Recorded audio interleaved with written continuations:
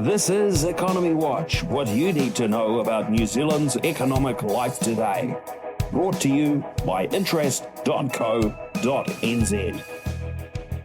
Kia ora, and welcome to Wednesday's Economy Watch, where we follow the economic events and trends that affect Aotearoa.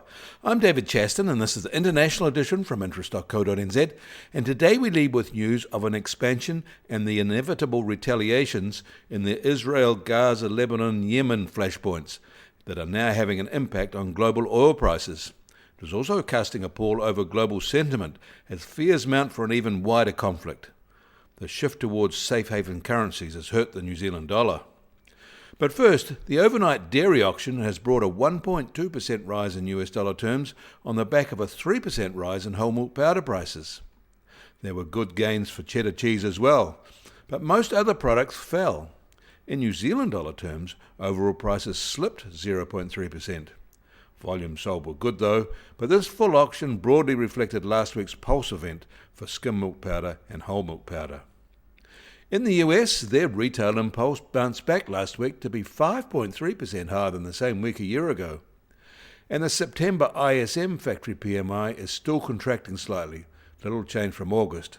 The dock worker strike isn't helping sentiment by American manufacturers. The S&P Global Market PMI for the US was more negative. Both report lower new order levels. But the Logistics Managers Index jumped to its highest growth rate in the American logistics sector in 2 years. They see rising demand for these services, but the transportation component was unchanged. Job openings rose in August from the July lower levels. Even though that rise was more than expected, they are still in an easing trend, one that started in early 2022. The US quit rate fell. Yesterday we reported a soft factory report for the Texas manufacturing sector and its oil patch in September. Today we can note that the region's service sector was expanding by a bit more than expected. And we should note that Fed boss Powell yesterday emphasised that the 50 basis point rate cut they had was probably just a one-off, and that future changes will be a more neutral stance after that recalibration. And China is now on holiday and will be for the next week. Eurozone inflation fell quite quickly in September to just 1.8%, its lowest level since April 2021.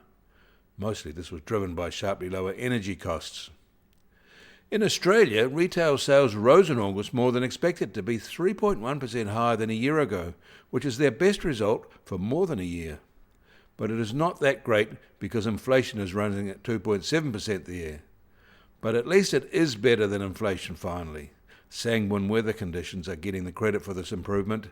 Tax cuts may be too. Market confidence in new home building in Australia has improved in recent months as investors and owner-occupiers return to the market, and that is now showing up in residential building consent data, which was 3.6% above year-ago levels. But CoreLogic says their housing market lost momentum in September, with insignificant overall changes in prices. Even Perth's monthly change was less than 2%, and that had been the epicentre of frothy housing prices in Australia. Globally, the market for corporate bond debt rose sharply in September. Bloomberg is reporting that more than 1,200 issuers sold more than $600 billion of bonds in the month, the most since these records began 20 years ago. The rush seems to have been driven by lower interest rates and rising uncertainty, including for the US presidential election. The US Treasury 10-year yield is now just on 3.75% and down 3 basis points from yesterday. And the price of gold will start today at $2,670 an ounce, up $32 from yesterday and a new high. And oil prices are up $2.50 at just over $71 a barrel in the US, while international Brent price is just over $74.50 a barrel. The crazy Middle East situation is now affecting this commodity. And there have been moves higher for the price of many other commodities, especially coal and steel, zinc and nickel too. Some key food prices are turning up as well. The Kiwi dollar starts today at 62.8 US cents and down almost a cent from this time yesterday. Against the Aussie we're 40 basis points lower at 91.4 Australian cents. Against the euro we've fallen 30 basis points at 56.8 euro cents.